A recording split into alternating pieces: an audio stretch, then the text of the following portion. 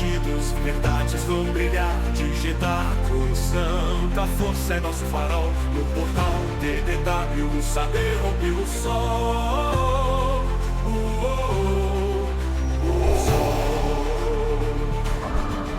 Na trilha dos rios antigos seguimos com paixão, resgatando a história da galáxia em expansão. Com sabres, códigos e voz, nossa missão é lutar contra a névoa do esquecimento, vamos iluminar. E somos todos Jedi da palavra e da razão. Guardamos o cânone, reescrevemos a canção. Portal TDW, rebelde é o teu nome. Na galáxia distante és o farol que consome. De arquivos imperiais, as lendas de Titã, mergulhamos no saber, revelamos a visão. Voando com os caçadores, nas rotas do saber, trazemos o que é esquecido pra quem quer entender.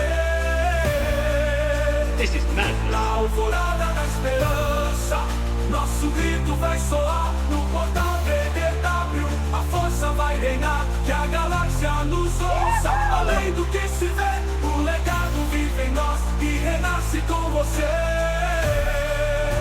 got a bad feeling about this. E somos todos Jedi da palavra e da razão. Guardamos o cânone e reescrevemos a canção. Portal TDW, rebelde é o teu nome. Na galáxia distante és o farol que consome. E somos todos Jedi da palavra e da razão. Guardamos o cânone e reescrevemos a canção. Portal TDW, rebelde é o teu nome. Na galáxia distante és o farol que consome. Que consome. És o farol que consome.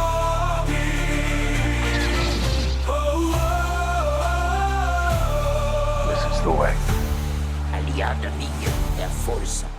E poderosa aliada ela é. Olá, bem-vindos a mais uma exploração aqui do Portal TW. Oi, pessoal. E ó, já começando com aquele aviso esperto, esse nosso papo de hoje vai ter spoilers, viu? Spoilers bem importantes da série The Mandalorian. Isso aí. A gente está se baseando muito na nossa matéria lá do portal Sabre Negro, a lenda do símbolo de Mandalor. Exato. E o foco hoje é ele, o Sabre Negro. Cara, é muito mais que uma arma bonita, né? É um artefato, nossa, cheio de história, de tradição mandaloriana. E de poder, claro. Com certeza. Então, a nossa missão aqui é desvendar juntos a origem dele, o que ele realmente significa, sabe? E o destino, que foi bem surpreendente, desse ícone todo. E é fundamental entender que o Sabre Negro não é só um acessório. Ele é central para a identidade mandaloriana, símbolo de liderança mesmo. Sim. E ele tá em tudo, né? Nas animações, nos livros e agora, claro, nas séries live action. A história dele é super antiga e ajuda demais a entender a política, o espírito de Mandalor. Tá, então vamos lá, vamos começar a desembrulhar isso. A origem. Nossa, 1000 anos antes da Batalha de Yavin, com Tarre Vizsla. Uma figura fascinante, né? Muito, o primeiro. E, pelo que se sabe, o único mandaloriano que entrou para a Ordem Jedi. Já pensou?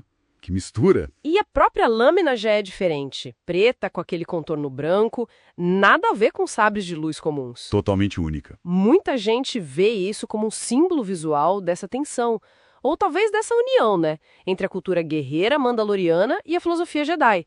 É bem complexo. E depois que o Vizsla morreu, o sabre ficou lá no Templo Jedi por um tempo. Mas a Casa Vizsla, o clã dele, foi lá e recuperou. E aí sim ele virou o que a gente conhece.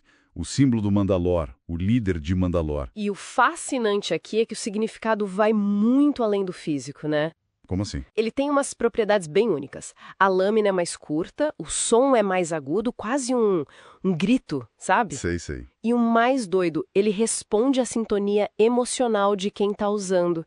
Se a pessoa tá em conflito, tá com dúvida, o sabre fica pesado mesmo, difícil de usar. Peraí, pesado tipo fisicamente pesado? Exato, é quase um teste de convicção ali na hora. Mostra bem o peso que é liderar Mandalor. Caramba, Isso explica muita coisa sobre aquela tradição de ter que conquistar ele em combate, né? Precisamente. Não é só força bruta. É merecimento. É ter a resolução que o próprio sabre parece exigir. Pegar o sabre negro é carregar Mandalor nas costas, literalmente. Entendi. Ganhar em combate valida essa capacidade de liderar sob pressão. É aí que a coisa fica boa mesmo. A trajetória desse sabre, meu amigo, é uma saga. Passou por muita gente importante. Sim. Começa lá com o Pres Vizsla, líder da Death Watch em Clone Wars. Ele queria usar o sabre para trazer de volta aquela glória guerreira antiga. E quem derrota ele e pega o sabre? Ninguém menos que Darth Maul. Pois é, um Sith, um cara de fora, usando a própria tradição mandaloriana contra eles para governar. Isso mostra como essa regra da conquista era forte. Muito forte. Anos depois, lá em Rebels, a Sabine Wren encontra o sabre. Ela reluta um pouco, mas entrega para Bo-Katan Kryze. Tentando unir o povo, né? Isso. Só que essa primeira vez da Bo-Katan com o sabre foi meio controversa. Sim, porque ela aceitou, ela não conquistou em luta naquele momento específico. E tem quem diga que essa quebra na tradição, simbolicamente, enfraqueceu Mandalor. Faz sentido. Talvez tenha contribuído para a vulnerabilidade que levou ao Grande Expurgo, quando o Império devastou o planeta. E aí o sabre acabou nas mãos do Moff Gideon. Que usou como símbolo de opressão, né? Até o Din Djarin derrotar ele. Uhum. O Mando ganhou na regra, em combate. Mas para ele virou um problemão, né?